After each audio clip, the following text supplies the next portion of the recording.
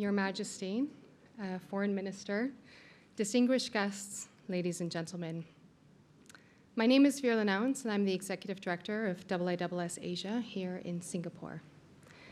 On behalf of Dr. Bastiaan Giegerich, our Director General and Chief Executive, it is my pleasure to welcome you to this third IISS Raffles Lecture here at the world-renowned hotel of the Raffles Hotel in Singapore. The IISS Raffles Lecture series aims to inspire informed and intelligent public debates on matters of international importance from an international perspective. In keeping with that objective, it is my honor to welcome Maria Malmer Stenergard, Minister of Foreign Affairs of Sweden, who will today address the theme of strengthening cross-regional security, Sweden and the Indo Pacific. We're also deeply honored by the presence of His Majesty King Carl Gustaf. Sweden's security perspective has undergone a significant shift since Russia's invasion of Ukraine. Driven by the growing insecurity in Europe as a result of this, on the 7th of March this year, Sweden became the 32nd member of NATO, ending the country's long-standing tradition of military non-alignment that has spanned nearly 200 years. Moreover, Sweden's 2025 defense budget will boost national defense spending from 2.2% of GDP this year to 2.4% next year, a clear signal of the gravity of Europe's current security climate. Broader challenges to the international order and growing uncertainty driven by geopolitical and geoeconomic competition have also necessitated a more active engagement by all countries, irrespective of size and geographical location. Minister, in your speech marking UN Day just last month, you spoke of a global situation where currently a number of negative trends are mutually reinforcing one another, from active conflicts to democratic backsliding, and the need for greater re-engagement in and potentially reform of the United Nations, and the global multilateral system. The challenges are significant. Following the IISS Shangri-La dialogue this year, Swedish Defense Minister Paul Johnson remarked in Manila that the Euro-Atlantic and the Indo-Pacific regions are more interlinked than ever before. And so Sweden, like many other European countries, has refocused its attention to this part of the world. Just recently, Sweden released its defense policy strategy for the Indo-Pacific, which places prime importance on cooperation with countries in this region to further peace and stability. The ambitious agendas of successive Swedish governments to play an active role in global peace, security, and prosperity is not new. Sweden ranks consistently as one of the world's top donors in international development aid in percentage terms relative to its economy. The issue areas in Sweden that Sweden is deeply engaged in, which are too numerous to mention in full here in my speech, span really from everything including the green and digital transition to global governance. What is certain, however, is that Sweden has consistently punched above its weight in meeting the challenges of the global commons, as noted yesterday by His Excellency President Tharman Shanmugaratnam of Singapore. Over the next hour, we look forward to better understanding Sweden's foreign and defense policy and the role that Sweden can play in the Indo-Pacific, together with its partners in a time of global turbulence. Minister Stenergard has had a distinguished career that spans both public and private arenas. She was appointed Foreign Minister in September of this year, having previously served as Minister for Migration from 2022 until 2024. The minister started her career as a technology intelligence officer at Tetra Pak. She then pursued a career in law as a legal associate at law firm Malmer in Lawson in 2008, and from 2008 to 2011 was a district court clerk. From 2011 to 2014, immediately prior to her political career, Minister Stenergard was a senior enforcement officer at the Swedish Enforcement Authority. She was a member of the Riksdag, Sweden's unicameral parliament, from 2014 until 2022, during which time she was chair of the Parliamentary Committee on Social Insurance and became a member of the National Board of the Moderate Party, a position she still holds today. Before we begin, a few housekeeping announcements. May I please ask you all to switch your mobile phones off or to switch them to silent. Should there be an emergency, please follow IISS staff who will guide you out of the room. Minister Stenergard will speak for around 20 minutes, after which we will have around 30 minutes for Q&A. The entire lecture and Q&A will be on the record. For those of you who are joining us virtually, please do already start to type your questions in the Q&A box. Minister, we greatly look forward to your remarks today and the discussion that will follow. With no further ado, the floor and this podium are yours.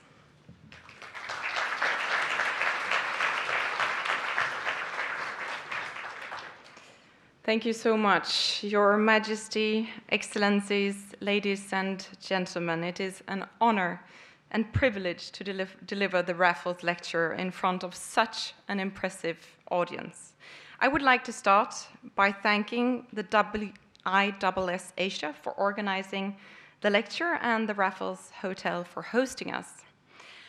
I've been to Singapore once before. It was in 1998 with my family for vacation. It was a long time ago when I was still young and promising, as we say in Sweden.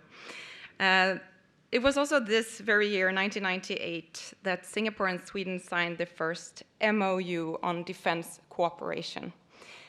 Since 1998, Singapore has truly developed, and it's impressive to see, but also our cooperation has developed, and now we're also signing a updated agreement on defense innovation.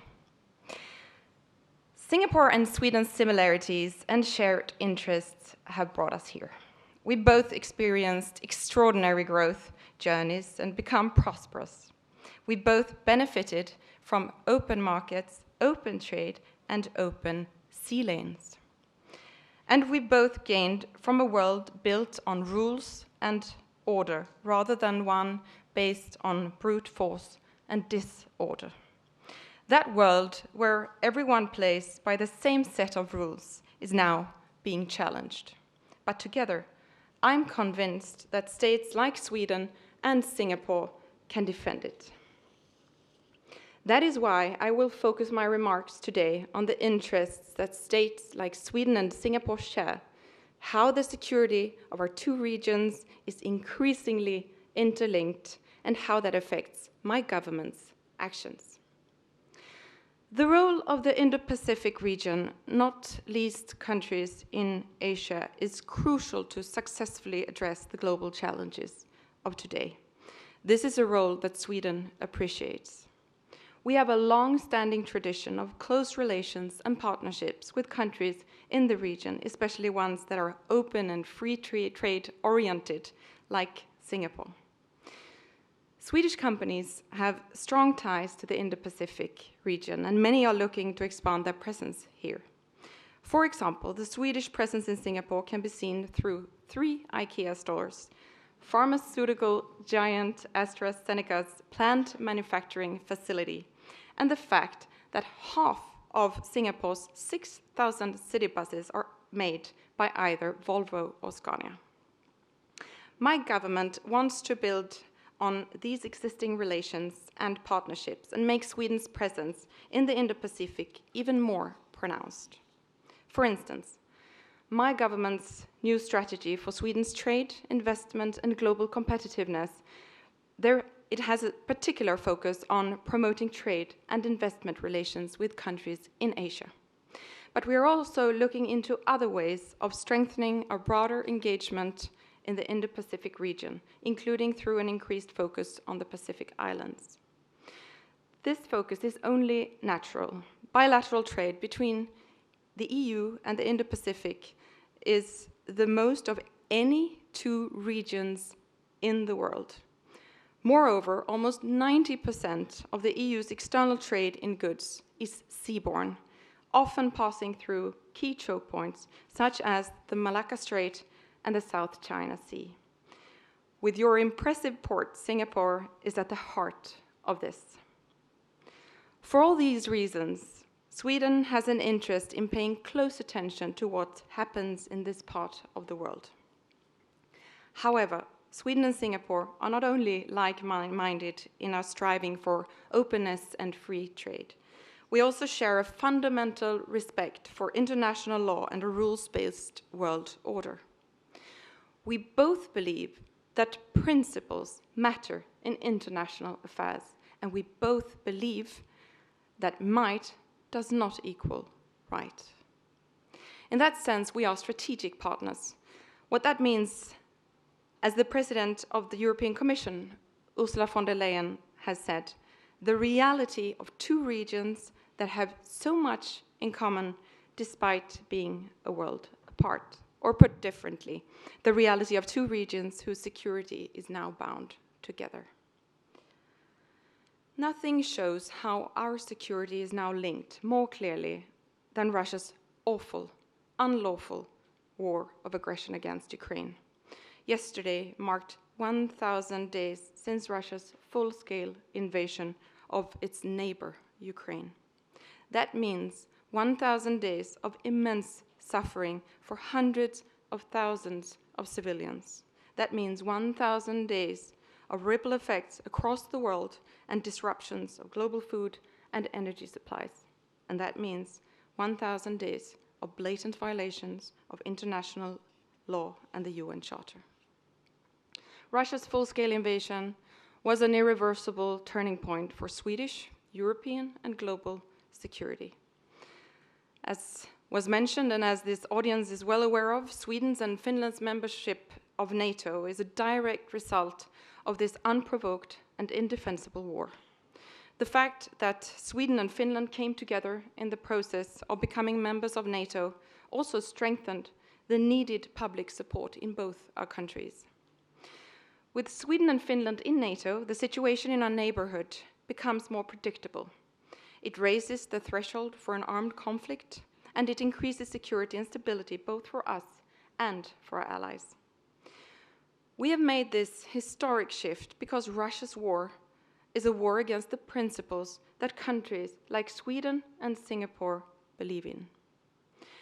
That's why it's also in our interest to defend these principles. Respect for sovereignty, territorial integrity, and political independence cannot be called into question anywhere in the world. Russia simply cannot be allowed to reap any fruits of this war of aggression, nor is impunity for Russia's crimes an option. That's why we are grateful for Singapore's support to Ukraine and engagement for a just and lasting peace based on the UN Charter. We look forward to further cooperation with partners in the Indo Pacific region to reach that goal. For Sweden, the support to Ukraine is existential and our foremost foreign policy priority, because for the foreseeable future, Russia will remain a serious threat to Sweden's and Europe's security. Sweden's steadfast support for Ukraine's efforts to restore its sovereignty and territorial integrity will continue for as long as it takes. Moreover, the Kremlin's efforts to recreate an empire and violently overturn the European security order present a challenge to every state. The consequences will not be contained to Europe. The war in Ukraine is not a regional issue. It is a global problem. Recently, we have seen alarming reports on how North Korea is sending troops in support of Russia's illegal war. This is the first time in a century that Russia has invited foreign troops into the country, and yet another example of how interconnected the security of Europe and the Indo-Pacific is. Since the Euro-Atlantic and Indo-Pacific regions are becoming so interlinked, Sweden welcomes the deepening of cooperation with partners in the region, both with the European Union and with NATO. We're also doing more bilaterally to enhance our security cooperation. Earlier this year, Sweden adopted a defense policy direction for cooperation with countries in the Indo-Pacific. We see this as an increasingly important part in a turbulent world where we have to maintain stability, defend the rules-based world order, and secure trade flows. As trade and export-oriented economies, safe sea lines of communication and freedom of navigation are core interests to both Sweden and Singapore. In a globalized world, there are no threats to these interests that are strictly regional. Sweden also stands to gain from more defense cooperation with Singapore, since it can increase our own capabilities. One reason for this is that the maritime operation environment, the seabed and the undersea topography in these waters is very similar to the Baltic Sea. Thus, despite being a world apart, even our geography is not as different as one might think. When describing global developments, especially seen from this part of the world, China's role appears unavoidable. Today, China is the world's second largest economy and developing into a leader in many areas of technology, research, and innovation. In a growing number of policy areas, China is positioning itself as a power broker to contend with and a competitive provider of resources and expertise. We need China to engage on global challenges and assume responsibilities that are in proportion to its size and importance. We also want to cooperate constructively with China on the big challenges the world is facing: climate change, biodiversity loss, debt sustainability, global health, and disarmament and non-proliferation, to name a few. Swedish companies have long been present in Asia, including in China, where they have contributed to the development of both local communities and cutting-edge innovation. We want to continue to promote these exchanges. We want to uphold trade and ensure that companies can compete on a level playing field. At the same time, we're taking steps to defend our economic security. De-risking is not a policy directed against any one country. It simply means being aware of vulnerabilities and reducing dependencies, and that may have implications for our economies and national security. While bolstering the resilience of our societies and economies, we need to ensure that the commercial links connecting Europe and Asia can continue to flourish. As I've said several times already, the connections between the Indo Pacific and Euro-Atlantic areas are also evident when it comes to security policy. China's enabling of Russia's war in Ukraine through its support to the Russian industrial base directly affects European security. China's growing capability to project power has consequences, primarily for our close partners here in Asia, but also in some ways for Swedish and European interests. I repeat, we need to safeguard the rules-based international order, and that needs to be a global commitment. The United States recently concluded its presidential elections, in which Donald Trump was again elected as US president. We know that Asia has held an important place in US policymaking for a long time. We therefore expect that China and the Indo Pacific will remain central to US policymaking under the next administration as well. This is obviously something that we take into consideration when we think about our engagement in both the Euro-Atlantic and Indo-Pacific regions. It is clear the geopolitical center of gravity has shifted eastwards. In this context, it would be a mistake not to mention India. We are seeing a much more confident India emerging on the world stage, and like everyone else, we have to learn to look at and work with India with fresh eyes and revise old strategies. India cannot be viewed as a component of a de-risking agenda. India is a partner.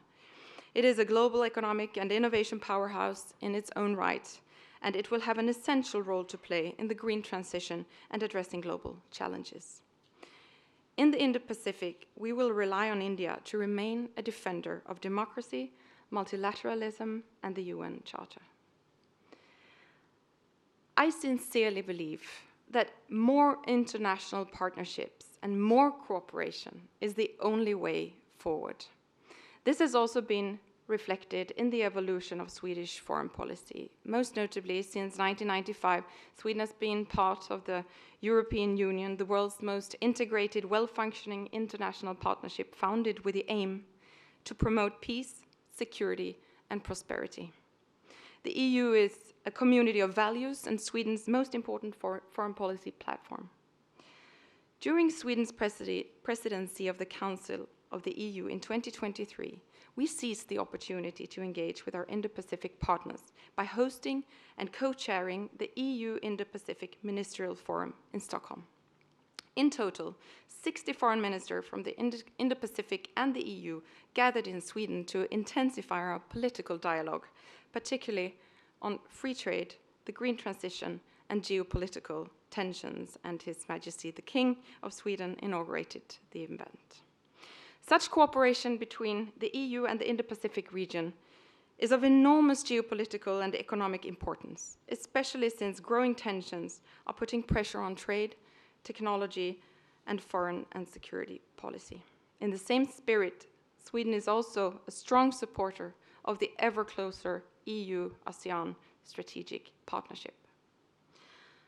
Your Majesty, Excellencies, ladies and gentlemen, I began by saying that it is Singapore and Sweden's similarities and shared interests that have brought us here.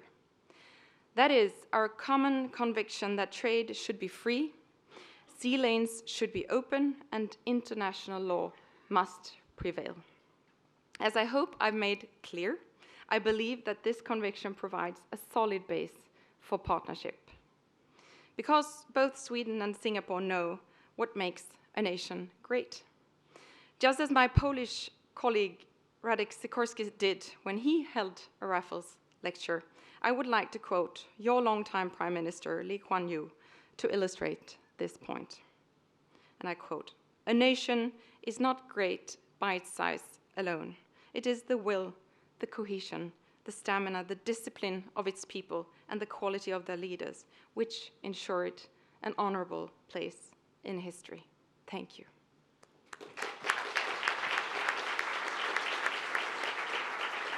Minister, thank you so much for those excellent remarks.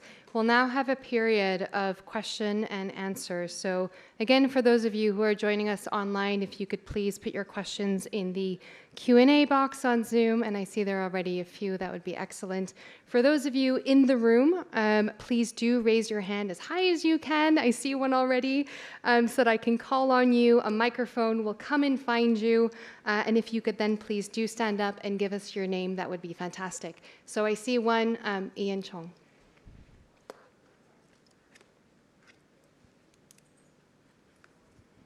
Thank you so much. Ian Chong, National University of Singapore. Ma'am, thank you very much for your speech. One of the things that you highlighted was the importance of rules, laws, and norms. One of the things I noticed about Sweden is that you're one of the few countries that have, in your national security framework, efforts to address transnational repression. So what I'm curious about is, as you are looking at a changed international environment, a PRC, Russia, and others that are more actively trying to both pursue others overseas and also forcefully detain citizens of countries in their jurisdiction. How has your sort of approach to addressing transnational repression changed? And how do you address these changes while fulfilling the human rights commitments that your governments tend to make? Thanks. We'll take a few questions all together. So if you have any other questions in the room, raise your hand. Otherwise, I'll go online to Maya Nowens from the IISS, who asks, countries in both Europe and the Indo-Pacific face gray zone challenges. How is Sweden working with countries in the Indo-Pacific to counter gray zone challenges? And what lessons or best practices has Sweden learned in its own history and experience? And of course, I think one interesting example most recently is that, once again, we've seen a disruption to a submarine cable in Northern Europe. Perhaps that, again, is an example that we can draw from. I myself have a question as well, if that's all right. Of course, with, as you have mentioned, us entering now into the 1000th day of the war in Ukraine, there are questions around capabilities, resources, and long-term ambition for European countries to engage in this region when there are such pressing questions at home. And so I guess my question is, how does Sweden balance the Indo-Pacific and the Euro-Atlantic regions? Thank you very much for three very good questions. I will try to answer. First of all, let me start with the gray zone challenges. We see an increased amount of hybrid attacks in the Baltic area, and as mentioned, we've also had reports on underwater cables being, well, torn apart somehow. We don't know how yet, but there is an investigation by the police in Sweden concerning, I don't know what it's called. Please? Sabotage, yes, that's the word, thank you. But like I said, we don't know this specific event, what happened, but we do know that the hybrid attacks by Russia is increasing in the Baltic area, and that is something, it's not new, but the increased presence of these actions calls for action from the Swedish side, and we also collaborate a lot with the other countries in our neighborhood. And it's when I'm meeting with my colleagues in the, for instance, in the Nordic Baltic region that it's a format that I'm chairing, then I would say that every time we meet, we discuss this, and we are very, very worried. And I think that it's something that we see not only in the Baltics, but across the whole world, and it's something that we could also collaborate more on. And one part is, of course, information sharing, and that is why I'm very glad we have this MOU between Sweden and Singapore as well. As regards transnational repression, we see that every day, and recent events have been the election in Georgia, as well as the elections in Moldova, where we saw Russian clear attempts to try to change the minds of people, and also their perception of reality. And we are constantly trying to raise our voice, mainly through the EU, which is, like I said in my speech, our main platform for international policy. And we are very, very worried. We're trying to constantly make statements, but also trying to promote civil society in these countries to make them more resilient towards these kinds of actions, and also show our support in different ways. And the third question was about what? Sorry. The third question was, I think... Yes, how do we balance yes. Our interests? Yes. So I would say that we are not in a position where we have the possibility of choosing. More or less the whole point of my speech was that the Euro-Atlantic area is becoming so interlinked with the Indo Pacific region that we have to look at this comprehensively. And like I said, we're not able to choose between. We have to work in both directions. And I also think, which I also mentioned in my speech, that with President Trump elect, there will be a focus, an increased focus on the Indo-Pacific region, also from the US side. And that is something that we will have to follow very closely, and that also draws our attention to this region, which I believe is also very positive. Absolutely. All right, next round of questions. One in the back there. Thank you for a very interesting presentation. I wanted to just draw the attention to the Middle East. I'm not sure if you mentioned it during the presentation, but there's obviously a big crisis in Israel, Gaza, and I wanted to just ask, what is Sweden's position, and what could we potentially do with Singapore in that question? All right, and second question, Evan Laxmana from the IISS. Thank you, Minister. Just a quick question on what you mentioned earlier about the rules-based order. how would you respond to recent discussions about how that existing rules-based order is basically unjust and unequal? And one of the key points on that discussion has been the reform of the UN Security Council that other countries like India has also been pushing. Would you agree that there needs to be a support to reform key international institutions, including the UNSC? Thank you. Fantastic. And then I think there was one other question online around, of course, a new European Commission and whether you expect any changes, significant changes with regards to European engagement here in Asia.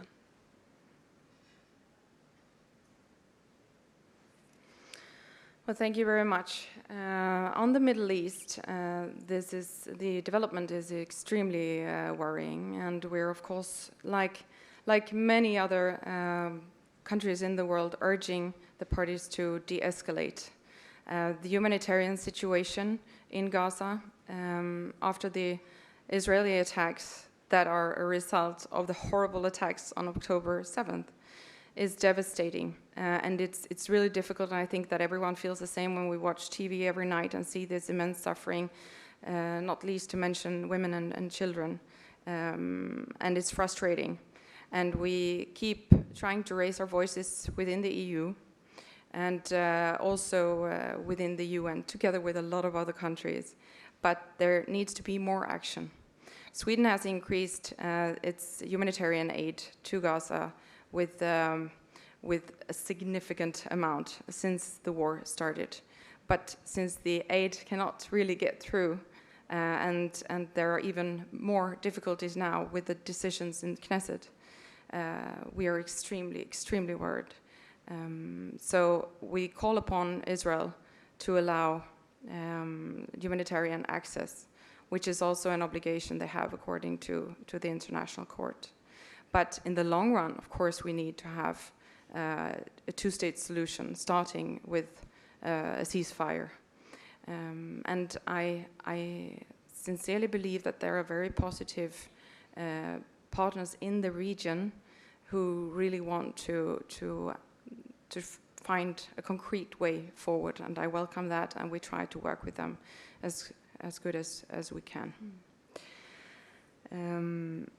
I believe, and Sweden believes, that the UN Council has to be reformed and also better mirror the realities of today. And of course, it's also frustrating to see that it's not sometimes not as efficient as one would wish. And for instance, we mean that Africa needs better representation. So that is something that we welcome a reform, but it's not easy in practice to have it done. But I think that the discussion and the process is really important. Yes, we have soon. We have a new European Commission, well, I believe that more and more countries in Europe are becoming aware of the significance of this area. So I think that both bilaterally and through the EU, there will be an increased focus on this area, which is something that I welcome, and not the least regarding the security issues and also defense issues. And also, I'm coming back to the US election. Of course, it's a worry that we have and that many share, that that it will have impacts on trade. And Sweden is one of maybe the most outspoken advocate for free trade in the European Union, and we will continue to be that. And I think it's an extremely important role for the European Union now to fight the trends towards protectionism and stand up for free trade, and that is something that will gain our both regions in the future. Thank you. All right. Morgan Michaels from the IISS. Thank you, Minister. You mentioned how the Asia-Pacific region is linked to the war in Ukraine, specifically highlighting how Russia has invited troops from North Korea to take part in the war. We also see, though, the opposite of this trend. We see Russian technology and Russian warplanes and Russian advisors playing a role in a major conflict in this region, in Myanmar? And secondly, in a time of these major global crises, such as the war in Ukraine and in Gaza, another trend we see is that priorities are, of course, shifting, and the development agenda is hurting, and there's a lack of funding. So how can donor countries keep sight of these other crises in the global south? And are perhaps the crises that Europe faces linked to those in the global south? Thank you. Thank you. And then the next question, yes, in the second row. Thank you, Minister. Minister, your comments lead us to believe and welcome that the Swedish support for Ukraine is unequivocal.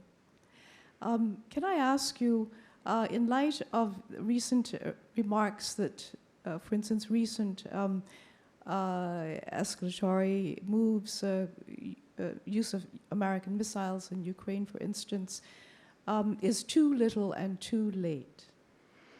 And may I ask, if it is possible and necessary to step up the support for Ukraine, what is the next step, and what do you see it entailing? Thank you. Thank you. And then right behind, Veer Pratap Singh from the IISS. Thank you. When it comes to influence operations, Sweden has made significant progress in terms of setting up a psychological defense agency, and it has faced its fair share of recent influence operations.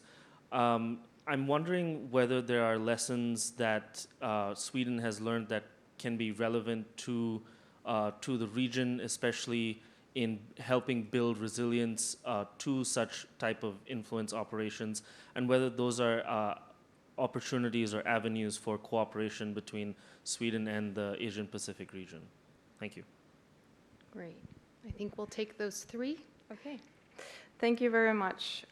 Well, I think that your question on Ukraine and also mentioning how Russia acts in relation to Myanmar really highlights what I'm trying to say, that is how interlinked the world is, and these issues and the possibility for countries like Russia to have influence in different parts of the world, such as Africa, that we also see, and Asia. And then my conclusion is that the response also needs to be cooperation. So states who are like-minded, like Sweden and Singapore and many other countries in this part of the world, need to cooperate more to create more resilience against this. And yes, I believe that we have a lesson to learn as regards gathering support for conflicts, also for combating conflicts, also in the global south. And I believe that Sweden is trying to do its share. And one of the biggest recipients of aid from Sweden this year is Sudan, where we see a horrible situation for the civilians. My answer is yes. We have to show engagement, not only in our home area, so to speak, but also in the rest of the world, to create this this sense of belonging together and importance of helping each other. As regards the support for Ukraine, I'm truly worried.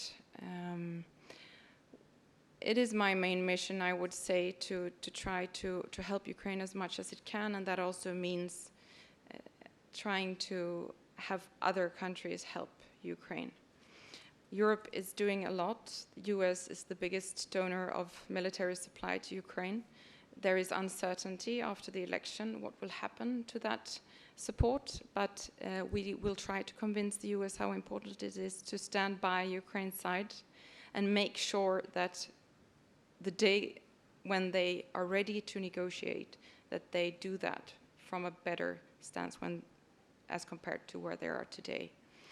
So the second biggest donor is the Nordic Baltic countries together, the format that I mentioned before, and after that comes Germany. But I think that there are many countries that could do more, and of course Ukraine also needs more capabilities. So we welcome any support that gives them a better chance of fighting Russia, also within Russia, because they have the right to use their right to self-defense also on other territory, in this case, Russia. I believe there is a sense of urgency after the election, and I think that the best way of trying to maintain the support from the US is showing that we are also willing to step up in Europe, and that is what we are trying to do now. Yes, we have a state agency for psychological defense. I would say that in history, Sweden, having many centuries of peace, has been a bit naive. So I think that Sweden has a lot to learn from other countries. We're now doing our lesson. We have great capabilities as regards intelligence that we are very much willing to collaborate with others on. And also, since the Indo Pacific is an area that we mentioned specifically in our defense strategy, that is the kind of collaboration that I believe that we could all benefit from, cooperating between like-minded countries. So we have done a lot. We have a lot more to do, and we're very much willing to cooperate. Thank you. Minister, I have a last question for you. Yes. We've got just over 2 minutes left. You mentioned Sweden's agenda on non-proliferation and disarmament as well. We are facing, I think, a new era of proliferation, of nuclear tensions, the threat of nuclear force in Europe by Russia, moving tactical weapons into Belarus, but then also here in this region, an arms acceleration, a fierce modernization of China, of its nuclear program, of course, continued nuclear missile programs by the DPRK. What can Sweden do, and how does Sweden look at the situation where arms control agreements themselves are dwindling, talks are few, and prospects seem very slim indeed? What are the next steps ahead for Sweden in helping to manage that? Well, that is a very difficult but important question. And we recently seen the threats again, and they are not new, from Putin as an answer to the possibility of Ukraine to use long range to threaten with nuclear. Sweden has for decades been very much working for a world without nuclear, with the Stockholm Initiative, for instance. That is something that we will continue to be engaged in. At the same time, we are now partners in NATO, and we are a part of their deterrence work, where nuclear power is an important part. So I would say that in order to be to really stand up for this deterrence, then we need also to have these capabilities. But of course, at the same time, and I think that this is not a contradiction, we need to work for a world where we can come together again and negotiate and find a way forward to a world without nuclear. But and then in this way, it's extremely positive that His Majesty the King will be. It's Norway actually who will deliver the Peace Prize, Nobel Peace Prize, to this fantastic Japanese organization fighting also for a nuclear-free world. Thank you so much. I mean, I think you've spoken very eloquently of the complexities that we face in Europe, but also in Asia, and the interlinkages between both, and the fact that you have many parallel tracks going on at the same time, and that a single avenue for policy is not sufficient in any sector whatsoever, or any policy portfolio. Something that Sweden clearly has understood well and is embarking on to try and find as many opportunities for cooperation and collaboration with partners here in the region. So thank you very much for your eloquent remarks. Thank you as well to the audience for your engagement and your participation this evening. We warmly thank the Minister for this excellent third Raffles Lecture. But before we do so, can I please request that you all remain seated while we take a photo and while His Majesty and the delegation leaves the room. Minister, thank you again so much. Thank you.